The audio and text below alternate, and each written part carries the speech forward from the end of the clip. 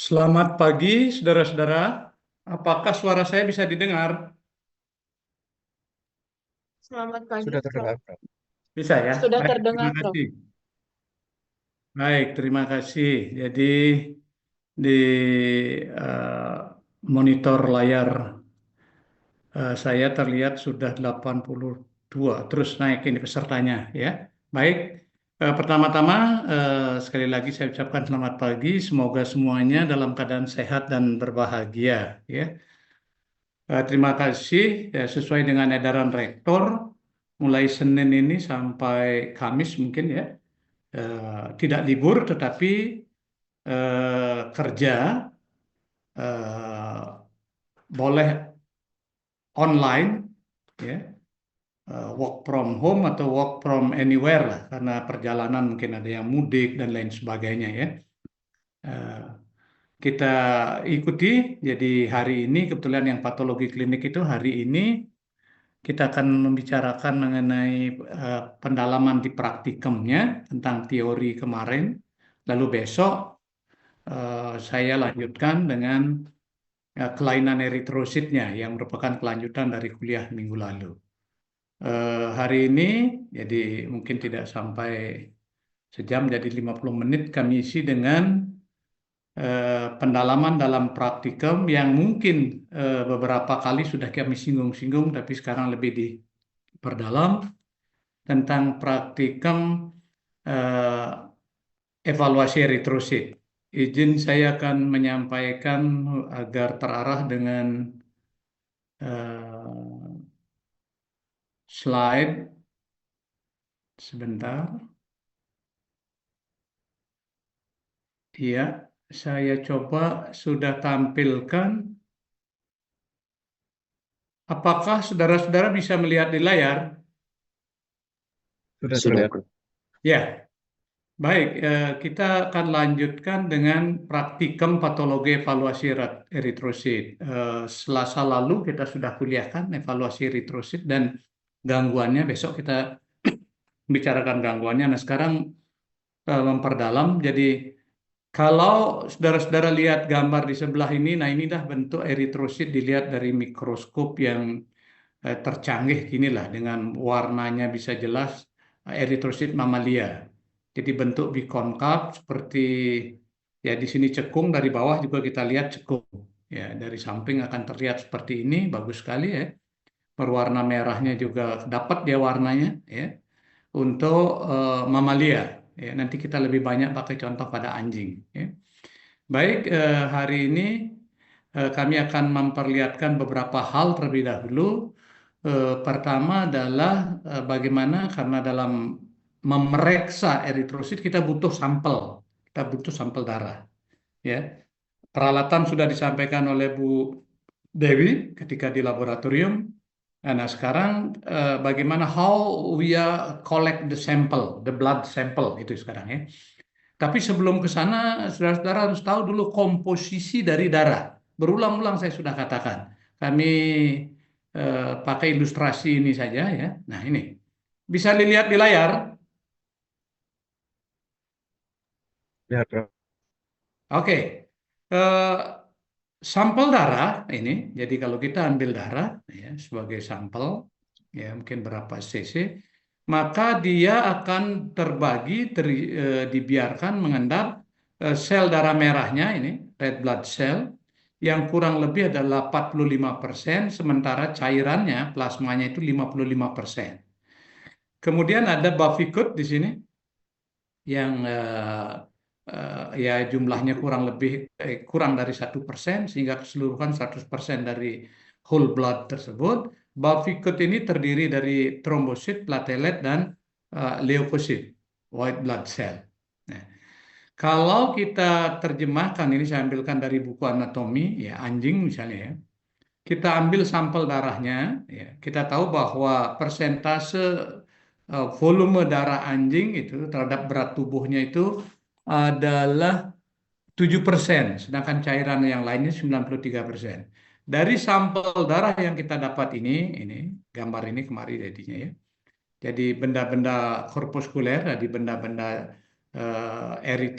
benda-benda sel darahnya itu ada 45%, cairannya plasma 55%. Persen by volume. Yang merah ini sudah sekali lagi katakan ada eritrosit yang di bawah sekitar untuk anjing itu 5,5 sampai 8,5 juta. Kemudian leukosit itu 6 sampai 17 ribu, itu normalnya. Di mana leukosit itu terdiri dari 5 jenis, neutrofil yang paling banyak 60%-an ke atas, kemudian limfosit yang kedua 12-30%, monosit, lalu eosinofil dan basofil. Basofil ini jarang banget gitu loh. Dan yang paling atas top di sini pada bavikut itu ada platelet atau trombosit. Nah, dan cairan ini yang terbanyak itu adalah air. Air ya, water. 91%. 7% diantaranya adalah protein, sedangkan sisanya itu adalah zat-zat yang terlarut lainnya. Yang protein yang terbanyak itu adalah albumin, globulin, dan fibrinogen, sedangkan zat terlarut lainnya ada ion, apa ini, sisa-sisa produksi, gas, dan lain sebagainya. Ya. Nah, sekarang kapan kita menyebut ini plasma dan kapan itu serum? Plasma itu masih ada fibrinogennya, jadi kita ngambil sampelnya itu dengan menggunakan tabung yang berisi antikoagulan. Biasanya capnya itu berwarna kalau ungu itu adalah EDTA ya, dan berbagai macam warna itu mengindikasikan jenis dari antikoagulannya. Bila tidak ada antikoagulan, maka cairannya itu kita sebut sebagai serum. Baik, saya lanjut dulu. Nah, di buku penuntun praktikum atau di modul sudah saya uraikan, ya sudah saya ceritakan dengan esai, di mana lokasi pengambilan sampel darah. Ini kebetulan fotonya ada pada kuda. Kita ambil di jugularis, ya beberapa alat bisa digunakan dengan spuit biasa atau ini spuit biasa menggunakan spuit biasa. Segera setelah dapat kita bawa ke tabung antikoagulan kalau kita butuh plasma. Tapi bisa juga menggunakan venojek. Jadi langsung venojek itu ada jarum yang ke atas dan ke bawahnya itu tajam-tajam. Nanti ini sudah vakum dia. Begitu masuk netes darah, ini dimasukkan jarumnya, lalu tabung kita tekan ke dalam sehingga vakumnya ini menyebabkan darah akan tersedot seperti kalau kita menggunakan spuit, gitu ya. Baik, kemudian ini kalau anjing ya di pena kaki depan Sepalika atau Sapena bisa ini beberapa tabung yang saya katakan. Nah ini EDTA yang ini itu adalah tanpa antikoagulan ya. Kemudian ada warna hijau, warna macam-macam ya itu tergantung jenis antikoagulan. Kenapa ada dua yang ini ungu, hijau juga ada ungu. Ini ada yang berisi antikoagulan cair, ada yang memang dalam bentuk terlapisi dinding. Ini peralatan yang dipakai, ya. Kalau menggunakan tabung vakum venojek di sini menggunakan jarum yang ada dua sisinya, kita masukkan kemari seperti yang di kuda tadi. Lalu kemarin kita sudah banyak sekali cerita, biasanya dokter atau dokter hewan itu mempercepat melakukan pemeriksaan untuk sel darah merah itu dengan memeriksa PCV dulu. Ya, karena dengan PCV ini, partial volume atau hematokrit, itu dengan cepat kita bisa ketahui. Oh ini normal. Kalau misalnya rendah, ini eritrositnya sudah sekian dari batas silnya, penutupnya ini anemia. Lalu kita bisa mengira-ngira leukositosis atau trombositosis dari bavikut dan cairannya. Nah, lebih lanjut kemudian baru kalau dihitung lebih ada cukup waktu kita menggunakan hemositometer, terutama menggunakan kamar hitung. Ini kamar hitung, improve Neubauer. Nah, saat ini alat mesin. Ini yang disebut dengan automatic hematologic analyzer. Jadi sampel darah misalnya kita ambil sudah dapat ditaruh di dalam tabung ini, tinggal dimasukkan aja di sini. Kemudian kita mengenakan beberapa knob. Di sini tadinya belum ada hasil, ya. Ini layar yang menampilkan hasil. Kemudian kita minta CBC complete blood count akan keluar baik dalam bentuk print out maupun di display di layar. Dan seringkali tidak hanya alat-alat yang terbaru, yang otomatis terbaru, tidak hanya menampilkan angka-angka, tetapi juga histogram. Kemarin sudah kami ceritakan pola-pola histogram seperti apa. Misalnya polanya red blood cell, white blood cell, dan platelet atau trombosit. Kalau bergesernya kemari artinya apa, bergesernya kemari artinya apa. Jadi karena banyak dokter yang lebih senang visualisasi. Nah, kita cukup tahu dan kalau tertarik perdalam, ya, perdalam, pelajari itu. Ya, itu yang bisa kami encourage, jadi apa namanya, dorong agar saudara-saudara mau lebih mendalami. Ya kalau tidak ya Anda sendiri juga tidak tahu begitu. Tidak masalah juga gitu. Buat saya tidak masalah, tapi saya sudah menyampaikan, mencoba di sini pentingnya saudara untuk benar-benar paham. Logika saya katakan, cari apa itu sesungguhnya hakikat atau prinsip-prinsip dari alat, ya, dari metode dan lain sebagainya. Setelah dapat hasilnya, yang penting dokter hewan mampu menginterpretasikan. Baik, apapun dari pengerjaan apa namanya, pemeriksaan laboratorium yang seperti dijelaskan juga oleh eh, Bu Dewi, ya Bu Dewi. Saya lupa memberitahu Bu Dewi ininya ya, apa namanya, hmm, linknya. Dia nggak bisa masuk nanti ya. Ntar dulu ya, baru ingat saya. Sorry, linknya. Dan Korti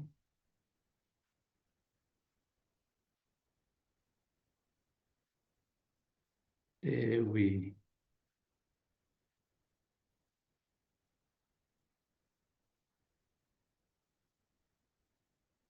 Oke, saya lanjut lagi. Apapun teknik pemeriksaan itu termasuk eritrosit dalam complete blood count pada yang bagian keenam kalau nggak salah, itu ada disebut dengan blood smear analysis. Jadi kita melakukan analisis terhadap preparat ulas darah. Ya. Kemarin sudah sempat juga disinggung-singgung bagaimana membuat preparat ini diteteskan, ya, pendekatannya diteteskan, kemudian ditarik, ini terjadi perlekatan, lalu didorong pelan-pelan digeser ke depan, ya, sehingga kita mendapatkan preparat yang bagus, kemudian di stain, diwarnai. Hasilnya itu sudah, ya, kita bisa dipakai untuk mengevaluasi preparat ulas darah ini, mulai dari morfologinya platelet, morfologinya leukosit, mengira-ngira total leukosit, menghitung jenis atau diferensial leukosit, termasuk yang merah ini hari ini adalah melihat morfologinya. Seperti apa morfologi eritrosit. Ketika kuliah kemarin kami sudah beritahu yang normalnya begini, yang tidak normalnya ada macam-macam dalam morfologi, kelainan bentuk, kelainan warna, kelainan ukuran, ya, adanya benda-benda inklusi, adanya eh, patogen dalam sel darah merah yang dia suka di sel darah merah yang bisa dilihat di blood smear. Itu saya kira jadi untuk memperingat saudara, memperdalam lagi dan membayangkan kalau kemarin peralatannya tidak ada, sekarang agak diabstraksi dan disampaikan. Nah, ini sekarang kita melakukan evaluasi terhadap eritrosit. Ya. Minggu lalu sudah saya sampaikan yang normal. Ini kita ambil pada anjing ya. Ini kalau dilihat dari atas top view seperti ini. Jadi ada di tengah yang lapisan tipis yang kita sebut dengan central pallor. Kalau dilihat dari side view dari sisi seperti ini.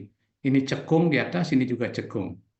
Nah, bagian yang lebar di sini akan diisi dengan protein yang kita sebut dengan hemoglobin, yang ada 4 apa namanya molekulnya di sini yang akan mengikat oksigen, di mana red blood cell yang kaya akan hemoglobin mengikat oksigen ini akan beredar di dalam apa namanya peredaran darah, kemudian oksigen akan dilepas, ya. Oksigen dirilis untuk menuju ke sel-sel jaringan, di mana jaringan sel-sel itu membutuhkan oksigen. Saya kira demikian, jadi fisiologinya kita lebih menjadi bisa lebih terang, kita terbantu dengan gambar-gambar seperti ini. Gambar itu bisa menceritakan 1.000 kata-kata yang tidak bisa saya ilustrasikan. Seperti ini loh bentuknya gitu. Seperti ini kalau dia ngangkut oksigen. Seperti ini kalau dia melepas. Siapa yang pengangkut dan eritrosit, di mana Hb yang mengikatnya. Baik. Nah, kalau kita lihat dengan elektron mikroskop, ya, tentu kita tidak akan dapat warnanya yang tergantung mikroskopnya ya. Ini dari atas, ini dari samping. Ada 4 globulin, rantai globulin pada hemoglobin ya. Ya. Alpha 1, alpha 2, beta 1, beta 2 yang tadi berfungsi untuk mengikat oksigen. Nah, dalam pemeriksaan arti klinisnya nanti kita akan ngitung berapa sih total eritrosit ini. Total itu berarti jumlahnya berapa? Berapa kadar hemoglobinnya? Kemudian kalau kita mempercepat tidak bisa ini nunggu lama, kita mampatkan deh pak sel volume gitu loh. Ya, jumlah eritrosit ini kita centrifuge dengan PCP hematokrit. Dari ketiga nilai tadi ya, total eritrosit dapat ini berapa juta. Ya, tadi dikatakan dog sekitar 5,5 sampai 8,5 normalnya. Kemudian kadar hemoglobinnya kita tahu, ya. Lalu PCV-nya kita tahu atau hematokritnya kita bisa menghitung indeks. Indeks eritrosit MCV, MCH, dan MCHC. Yang penting adalah MCV dan MCHC. Untuk apa kepentingannya? Untuk diagnose kalau dia anemia. Anemianya itu apa? Itu kaitannya. Kalau minggu lalu masih belum jelas, sekarang perjelas lagi. Jadi kenapa kita perlu nilai-nilai ini dalam pemeriksaan? Karena kita butuh kalau di anemia, anemianya itu apa? Dari bentuk selnya, dari warnanya. Misalnya normositik, normokromik.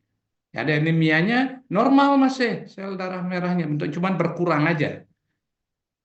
Normositik, normokromik, warnanya juga. Hemoglobin ini mengikat warna merah itu ternyata warnanya sama. Itu menandakan tertentu. Nanti kita lihat gitu, pada interpretasi. Itu kepentingan klinisnya. Ya. Baik, saya lanjut dulu. Ini cara memeriksanya PCV. Yang pertama-tama adalah paling cepat itu adalah pulse cell volume. Jadi volume sel darah merah yang dimampatkan itu disebut dengan hematokrit. Proporsi darah, ini proporsi ya. Imbangan yang terdiri dari sel darah merah dengan keseluruhan dalam bentuk volume per volume, jadi persen. Ya, ini berapa persen? Ini. Jadi yang satu ini sil, jadi ditutup oleh dengan apa namanya laman malam atau ini, kemudian disentrifuge, jadi kan ini eritrosit, ini nomor 3 bavikut, ini plasma, ini tabung apa namanya yang berisi tabung mikrohematokrit banyak banget. Ini malamnya ya. Jadi buat. Nah ini ada perlu kita sentrifuge khusus, macam-macam bentuknya. Karena bentuk kapiler ini kan kecil, sentrifugenya juga kecil. Jadi pusingkan, dapatlah ini mengendap. Kita ukur. Pengukurannya itu bisa dengan menggunakan centrifuge reader, jadi alat khusus, atau ada secarik kertas, ya. Nah ini secarik kertas, keritopas namanya. Di sini kita hasilnya geser sampai berapa persen dia, ya berapa persen, ya. Setelah disentrifuge, ya, mungkin ada gambar yang lain. Nah ini dia. Ini misalnya contohnya ya, menggunakan keritopas pakai kertas biasa yang sudah ada di alat tersebut, atau paling enggak kalau reader kita punya langsung terlihat. Misalnya untuk kasus ini ya PCP-nya ada di sini, di garis ini saya taruh ini. Berapa ini? 50%. 50%. Ya. Saudara masih mengikuti saya? Masih, Prof. Baik. Sekarang kita lanjut lagi ya. Bagian ini kan di sini ada plasma, kita patahkan gitu loh. Di cairan itu kita mau lihat kimianya, kimia darahnya. Ya, ini potong. Ini alat yang disebut dengan refraktometer. Kita buka ini. Di sini coba lihat kan. Buka, teteskan secukupnya, tutup, kemudian lihat di ini dari ini lensanya di sini kita lihat teropongnya di sini, maka akan terlihat kurang lebih gambar seperti ini. Ini refraktometer. Ini serum protein plasma kan terlihat di angkanya di sini. Maaf, maaf dulu ini perlu dicas baterainya. Sorry.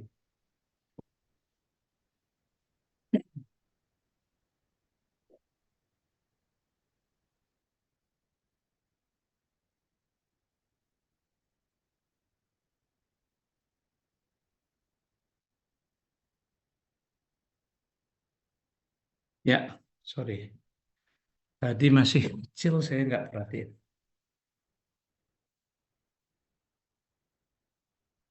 Oke, demikian sekarang ini untuk lihat nilai dari total protein tadi setelah kita lihat plasmanya, ini adalah cara melihat eh, plasma protein. Kita lanjut sekarang hemoglobin dan tadi PCP, dari PCP kita tahu secara cepat berapa volume sel darah merah yang dimampatkan, tapi dalam bentuk persen kita langsung bisa tahu itu anemi rendah atau tinggi polisitemi. Kemudian dari sini cairannya tadi kita paling tidak bisa lihat, yang terkait adalah kita protein plasmanya berapa. Ini ada kaitannya dengan anemi nanti. Oke, setelah itu kita akan waktu berikutnya kita hitung hemoglobin. Analisis hemoglobin itu mengukur konsentrasi hemoglobin yang terkandung dalam eritrosit, yang terkandung dalam sel darah merah dalam volume darah tertentu. Nah, lalu yang lebih lagi kita akan hitung berapa sebenarnya total eritrositnya. Ya, hitung sel darah merah atau RBC count, RBC ya count. Ini mengukur jumlah sel darah merah dalam volume darah tertentu. Lalu hal ini dilaporkan sebagai total atau jumlah dari eritrosit. Dari sini kita bisa melihat yang paling penting adalah indeksnya MCV dan MCHC. Sudah berkali-kali di kuliah juga sudah ya. MCV itu mengukur volume rata-rata atau ukuran sel darah merah individu.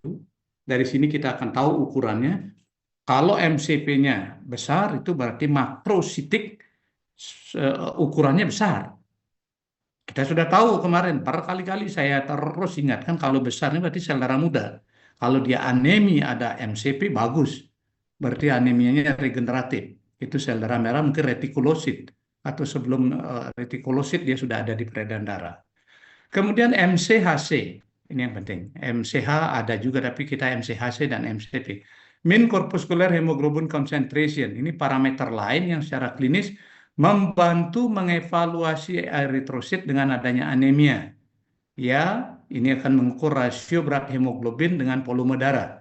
Sehingga kalau hemoglobinnya berkurang, terlihat pucat, itu hipokromik atau hipokromasia kemarin kan. Hipokromik.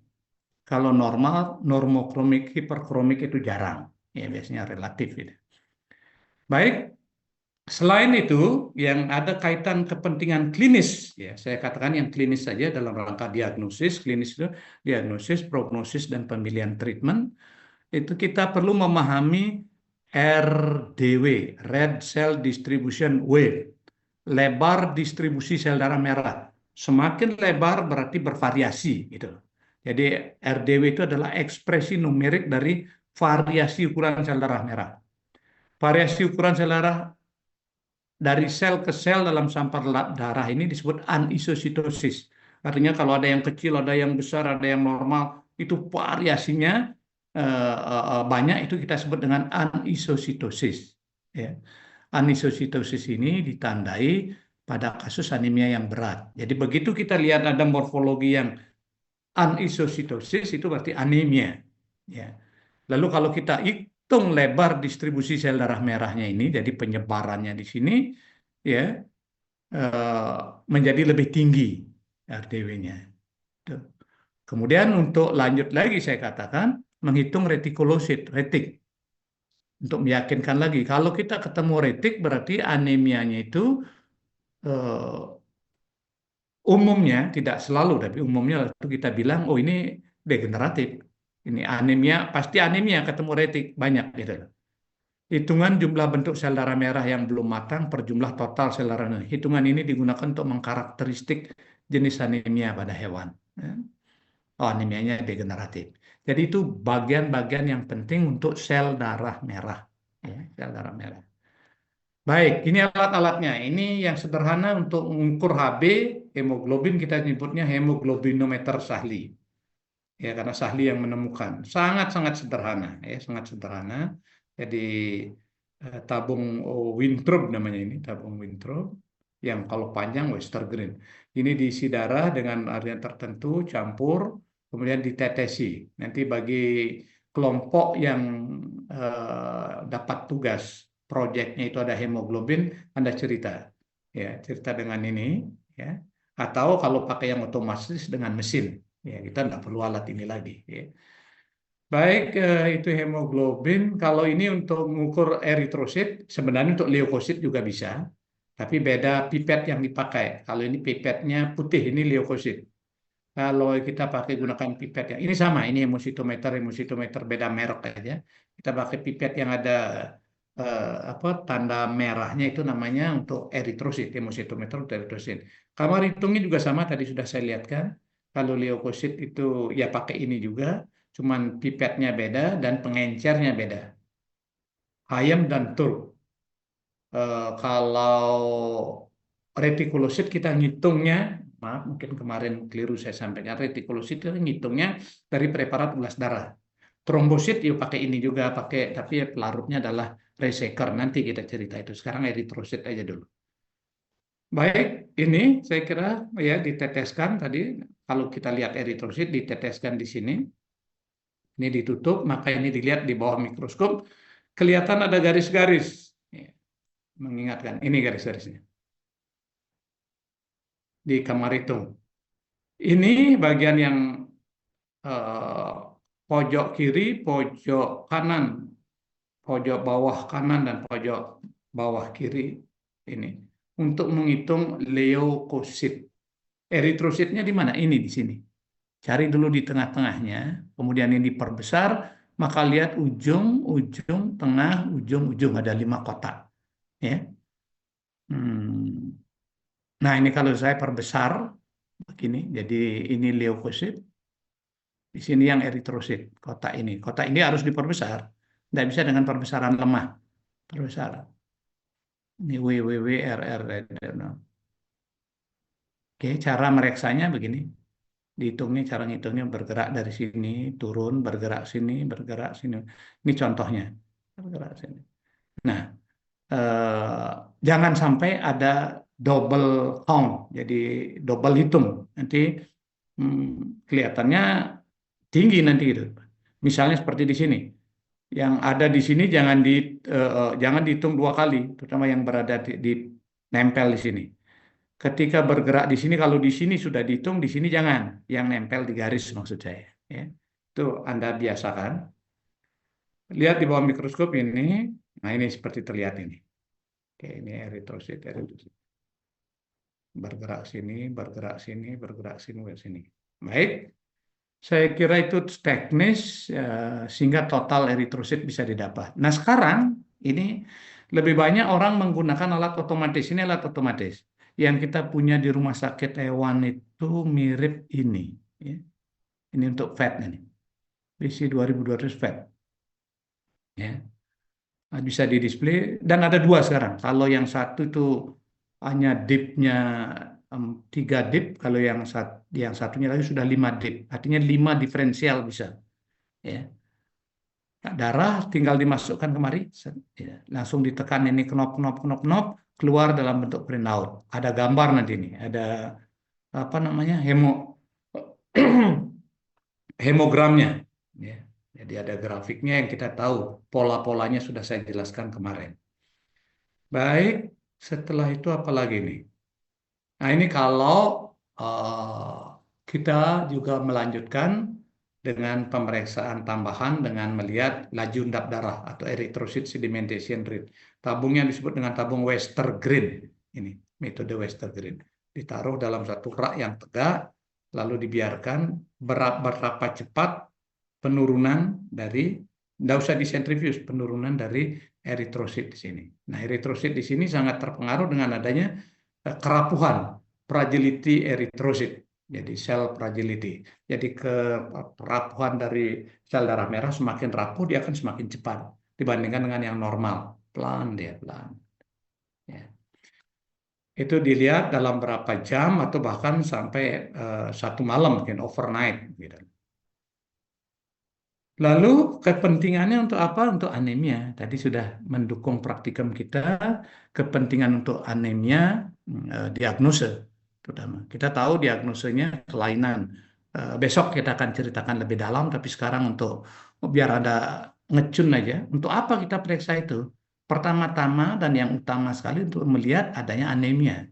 Karena polisitemia, apa namanya? Maaf, kelainannya cuma ada dua. Anemia kalau lebih rendah dari normal, eh, lebih tinggi itu polisitemia. Polisitemia jarang sekali, kecuali polisitemia vera. Ya, ya, biasanya adalah relatif. Oke ya, anemia yang lebih banyak. Klasifikasi anemia nanti kita mengklasifikasi anemia jelas turun, eritrosit, HB, PCP disertai misalnya turun, kita lihat kemudian MCP dan MCHC-nya. Nah, klasifikasi anemia yang berdasarkan morfologi eritrosit, ya, hemoglobin, PCP, RBC sel darah merah, total protein ini bisa dipakai. Ini Anda bisa lihat nggak di ini kecil banget ini kalau Anda pakai layar monitor apa namanya laptop mungkin bisa dilihat ini. Halo? Bisa terlihat. Ya, ini ada HB, PCP, RBC, total protein, indeks, retikulosit ya. Nanti dikaitkan dengan untuk melihat anemi. Besok saya akan kuliahkan lagi yang lebih jelas, tapi sekarang pertama-tama kita lihat kalau indeksnya itu mikrositik hipokromik. Jadi mikrositik ukuran sel lebih kecil, hipokromik itu warnanya lebih pucat. Ada dua kemungkinan, ini cepat jadinya kita. Apakah karena hemoragi yang kronis, jadi perdarahan terus-menerus ini sampai kronis, atau kalau tidak itu karena defisiensi ini larinya kita. Jadi kita sebagai dokter udah langsung tahu, oh kalau mikrositik hipokromik tergantung nanti. Apakah dia defisiensi besi, Cooper, peridoksin, riboflavin, atau karena hemoragi. Kalau makrositik normokromik, makrositik, oh ini besar. Makrosituknya itu true megaloblastik, benar, atau transitori atau sementara. Kalau true itu karena pematangan, maturation dari prorubrisit. Ini bagus anemianya berarti karena kekurangan vitamin B12 atau asam folat. Mudah kasih terapi itu maka akan cepat sembuh, kurang. Ya. Misalnya kalau ini sementara, lihat aktivitasnya. Tapi kalau normositik normokromik, normositik normal, anemia dia, jumlah sel darah merah itu berkurang, tapi bentuk selnya masih normal dan warnanya masih normal. Kita lanjut dulu, lihat retikulositnya. Nah, tadi. Tamati. Apakah ada sel darah merah muda, retikulosit? Oh, high, tinggi dia. Kalau tinggi itu bisa karena anemia kehilangan darah yang banyak, hemoragi berarti, anemia of blood loss. Ya.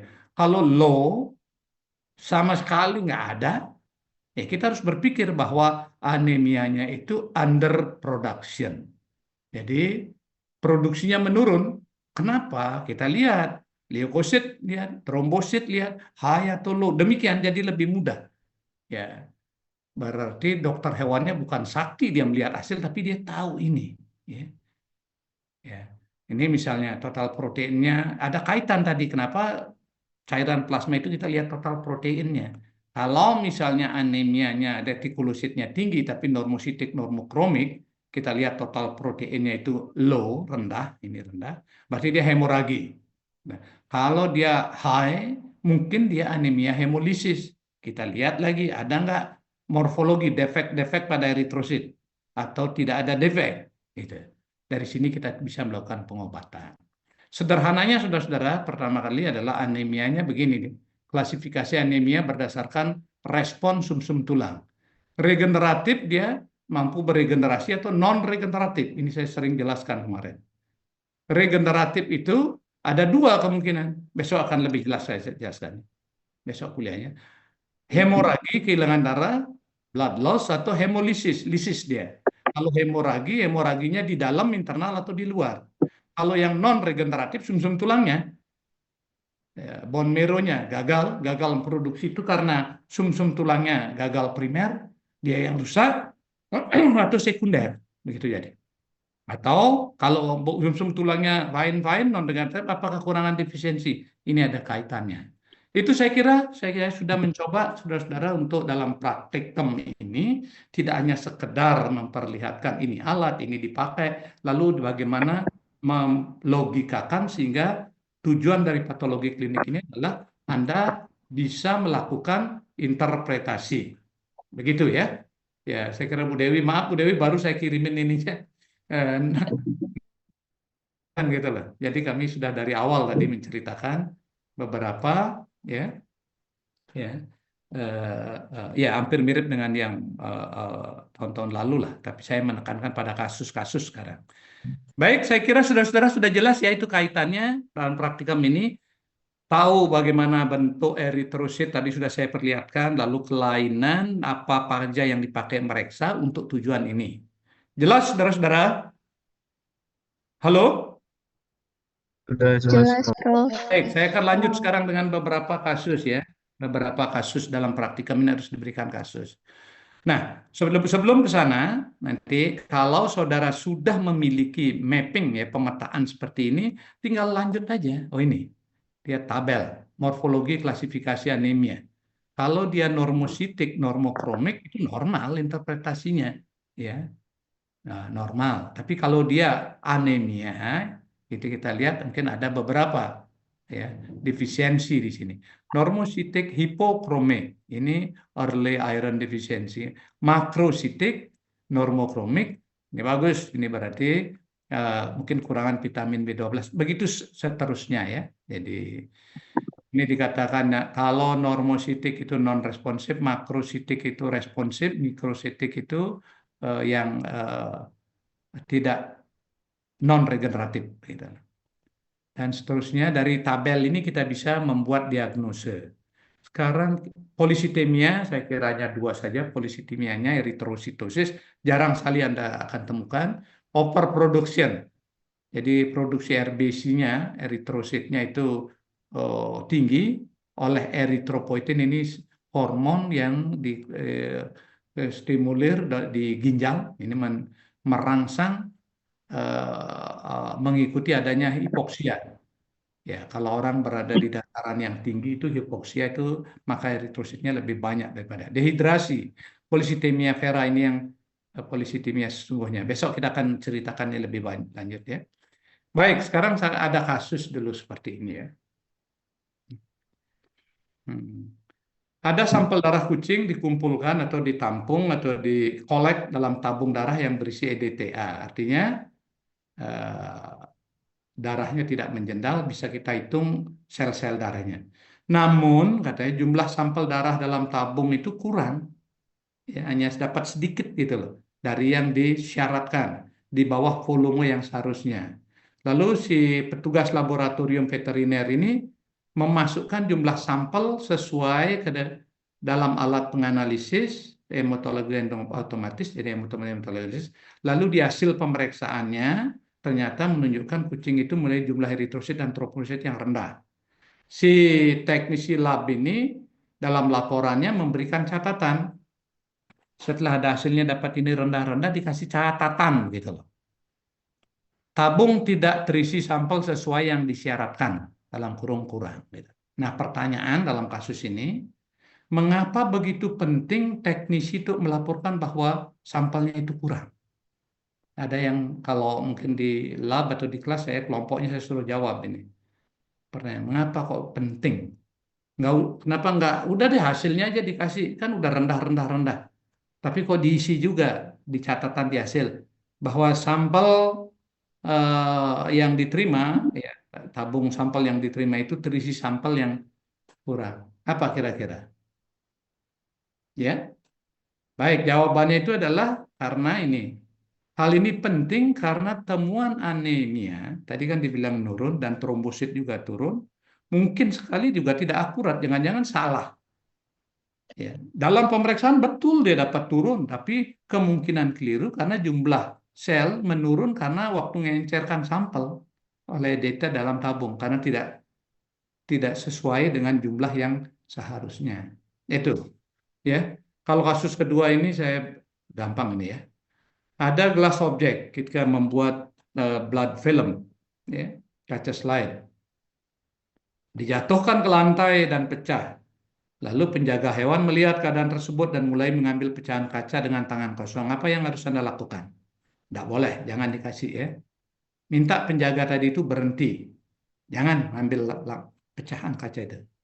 Ambil apa alat, bisa sapu atau bakul, membersihkan kaca. Lalu gelas itu kemudian dimasukkan ke dalam sampel, khusus plastik sampel lah itu. Pastikan pecahan kaca ini tidak menonjol, karena kita tidak tahu apakah di sana ada bakteri, ada kuman, dan lain sebagainya, dan juga untuk keselamatan. Itu saya kira ya.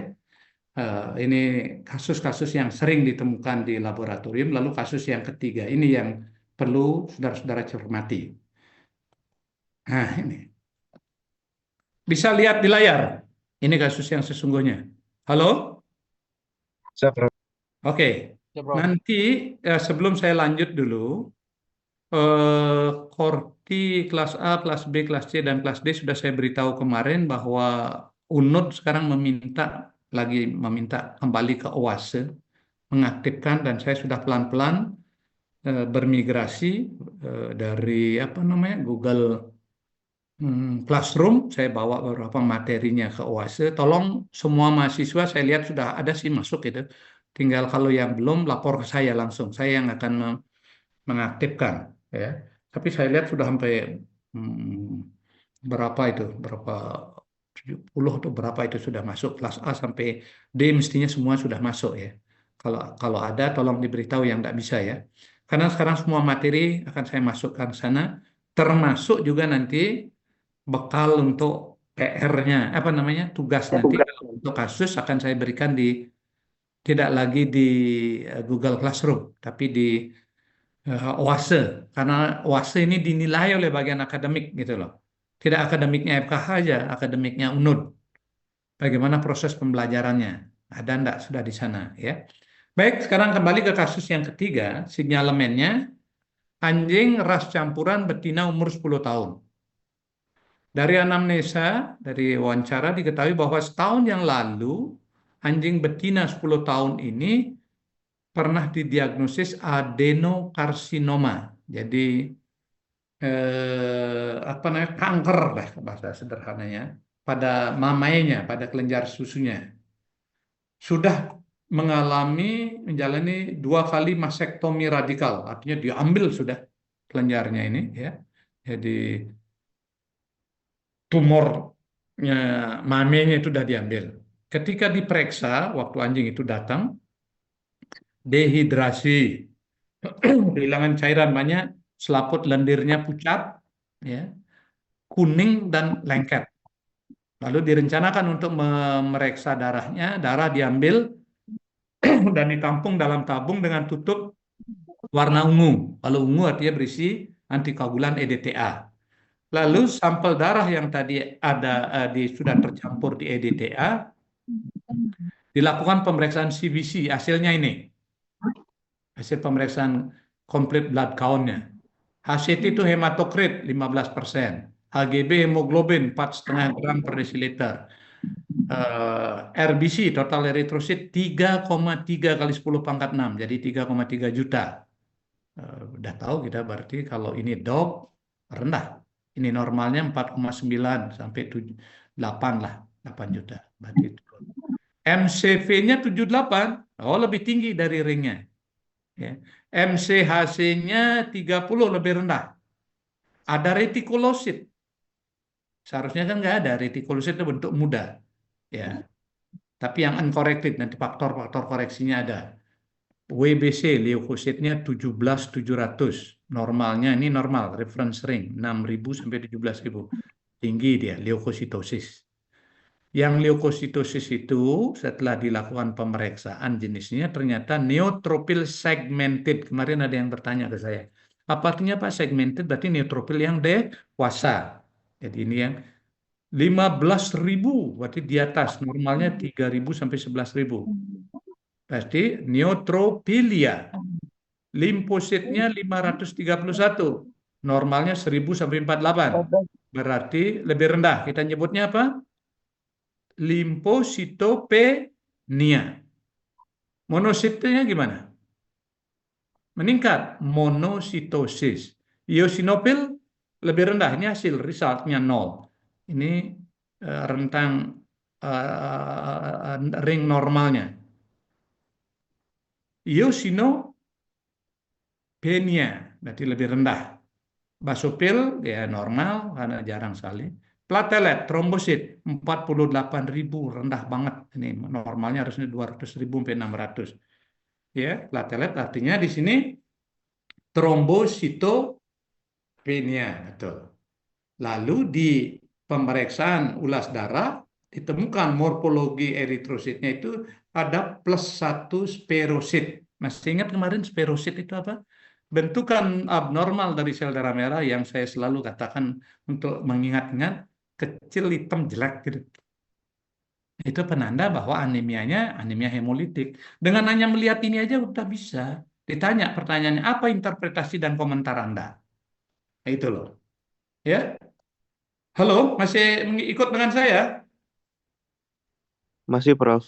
Prof. Baik, jadi ditanya ini nanti Anda jawab gitu. Nanti saya akan kasih kasus lain. Tapi begini caranya menginterpretasikan praktikum eh, sekarang eritrositnya gitu loh. Maka ini interpretasinya. Maka pasien tadi mengalami anemia yang makrositik hipokromik. Dari mana? Ini saya sertakan. Semoga Anda masih bisa lihat. Hematokrit 15% rendah, jelas anemia. Ya. Lalu kita lihat hemoglobinnya juga rendah. Total eritrositnya juga rendah, yang jelas total anemia. Anemianya apa? MCV-nya lebih besar dari normal, berarti ukurannya besar, kita sebut makrositik. MCHC-nya 30 juga lebih rendah, ininya makrositik, MCP-nya lebih tinggi makrositik, MCHC-nya lebih rendah, jadi hipokromik. Maka ini paling tidak Anda sudah bisa menginterpretasikan anemianya termasuk kelompok makrositik hipokromik. Udah, tinggal nanti lihat di tabel tadi, apa kira-kira kemungkinan penyebabnya.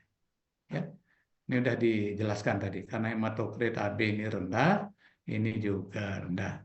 Dan ditunjukkan adanya sperosit. Ini terdeteksi sangat-sangat menciri sugestif pada anemia hemolitik yang dimediasi imun, autoimun. Ya, jadi anjing itu memproduksi imunitas justru tidak mengenal ini eritrosit itu dirinya dianggap musuh, dimakan sama dia gitu loh. Ya, itu yang menyebabkan dia anemia. Ya. Terdapat juga nanti ini leukositnya. Leukositosis meningkat WBC-nya disertai dengan neutrofilia, limfopenia, monositosis. Kombinasi neutrofilia kemudian limfopenia turun, monositosis monositnya eh, meningkat ya 1,416 normal. Ini adanya kombinasi ini biasanya karena peradangan atau stres. Diisi dengan trombositopenia, ini berita yang menyedihkan juga. Trombositnya rendah lah. Ini platelet 48.000 padahal normalnya harus 200.000. Trombositopenia ini mengkhawatirkan banget. Ini mungkin mengindikasikan adanya peningkatan konsumsi akan trombosit atau trombositnya hancur. Nah, si dokter hewan di sini lalu perlu melanjutkan kepastiannya. Periksalah dia dengan tes lain. Ya, kalau S2 saya baru perbanyak ini ya. Saya kasih tahu tuh tentang POA saat ini Anda sampai di sana aja deh. Ya, tes lanjutannya itu ada yang disebut dengan tes COM ya atau tadi fragility kerapuhan sel darah merah. Lihat lanjut darahnya. Gitu. Saya kira begitu cara mengaitkan praktikum ini dengan menginterpretasikan. Ya, baik, saya stop sharing. Mudah-mudahan saudara masih beserta saya dan persis jamnya 8.50 ya. Kita akhiri sampai di sini. Ya. Bisa diikuti ya. penjelasan saya. Ya, tentu terus berulang-ulang ini saya tambahkan di sini lebih ditekankan. Kemarin yang kurang ditekankan, sekarang penekanannya lebih pada teknis pemeriksaan hasil dan untuk apa. Lalu besok, saudara-saudara, seluruh kelas bersamaan jam 8 di link yang sama. Saya tidak ulang lagi. Kita bertemu jam 8 untuk membicarakan kelainan, khusus apa itu anemia, apa itu eh, eritrositosis atau apa namanya? Hmm, peningkatan dari eritrosit, ya, peningkatan dari eritrosit dan penurunan dari eritrosit kelainannya, ya. Setelah itu baru saya akan berikan kasus dan semuanya akan ada saya taruh di OASE. Baik, terima kasih atas perhatian Anda. Kalau ada yang sedang dalam perjalanan, mungkin mudik dan lain sebagainya, hati-hati di jalan, selamat ya. Sampai jumpa besok pagi lagi. Saya minta waktunya lagi sekali aja, jam 8 sampai 8.50 untuk melanjutkan kelainan eritrosit. Ya, kita bicarakan polisitemia dan anemia. Ya. Selamat pagi, terima kasih.